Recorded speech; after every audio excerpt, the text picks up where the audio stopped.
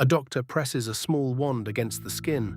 No cut, no needle, and on the screen a tiny heart begins to beat. You are looking inside a living body, and nothing has been opened. How is that possible? The answer is sound. Sound far too high for you to hear, sent inward and listened for as it comes back. Today we slice open the ultrasound and watch how a simple echo quietly becomes a picture.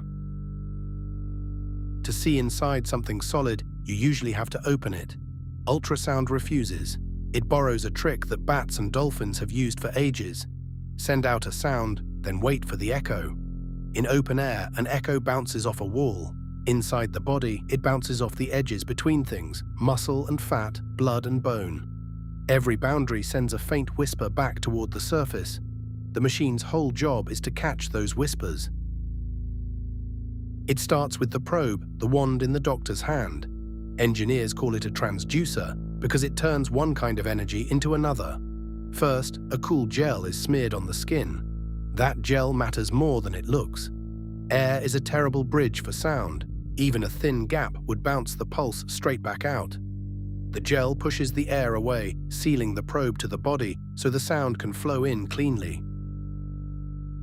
Inside the probe sits a thin slice of a special crystal. It is piezoelectric, which means it links electricity and motion. Give it a jolt of voltage, and it flinches. It changes shape in an instant. Pulse that voltage rapidly, and the crystal trembles millions of times each second. Those tiny tremors are sound waves, far above the pitch of human hearing. The crystal whispers a quick chirp of ultrasound into the body, and then goes still, waiting. That pulse of sound dives into the body. It travels through soft tissue at about 1,500 meters per second, roughly a mile every second. Quick, but not instant, and that small delay is the whole secret. The wave spreads downward in a narrow beam, passing through skin, then fat, then muscle. As long as everything it meets is the same, it keeps going, quiet and unnoticed, carrying its energy a little deeper with every passing instant. Then the beam reaches a border. Where one tissue ends and another begins, the sound meets a change. Part of the pulse pushes onward, deeper into the body, but part of it turns around and heads back toward the probe as an echo. A sharp difference, like fluid against bone, throws back a strong echo. A gentle difference, like one soft layer against another, throws back a faint one. Each boundary at its own depth answers the chirp in its own voice. Now the trick runs in reverse. The same crystal that sang the pulse falls silent and listens. When a returning echo strikes it, the crystal is squeezed, and a squeezed piezoelectric crystal makes a tiny voltage. Push on it, and it pushes back as electricity.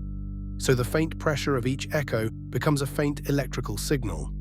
One short chirp goes out, a whole series of echoes drifts back, and the probe quietly turns every one of them into a small current.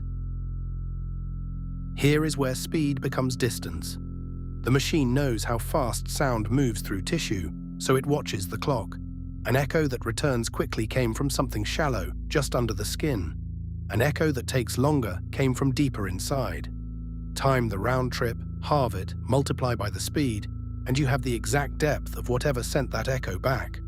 From a handful of millionths of a second, the machine measures a journey in millimeters. Depth alone is not a picture, so the machine adds brightness. A strong echo is drawn as a bright dot, a weak echo a dim one, and silence stays black. Along the single line the beam traveled, the machine paints a row of dots, each placed at the depth its echo revealed. One pulse, fired straight down, becomes one thin column of light and shadow, a single thread of the image ready to be woven together with many others. One line is not enough, so the probe sweeps. Many crystals sit side by side inside the wand, and the machine fires them in turn, aiming pulses across a fan-shaped slice of the body. Each pulse paints its own column of dots. Lay those columns next to each other, and they snap together into a flat grey picture of a cross-section. The beam rakes back and forth across the tissue, line by line, building up the whole frame. And it does all this fast. The probe can sweep the whole fan dozens of times every second, redrawing the picture again and again. Slow things look still, quick things, like a beating heart or moving blood, play as live motion. Because it is only sound, nothing radioactive passes through. No X-rays, no danger, just gentle pressure waves, the same kind you make when you speak, only far too high and quick for any ear to catch. So follow the echo home. Gel seals the probe to the skin. A piezoelectric crystal trembles and fires a pulse of ultrasound. The pulse dives through tissue, reflects at each boundary, and returns. The crystal catches it and makes a voltage. Timing gives depth. Echo strength gives brightness. One pulse paints one line. Sweep many lines across a slice. Refresh that slice many times a second, and a stream of silent echoes becomes a living window into the body. An echo is just a sound that came back.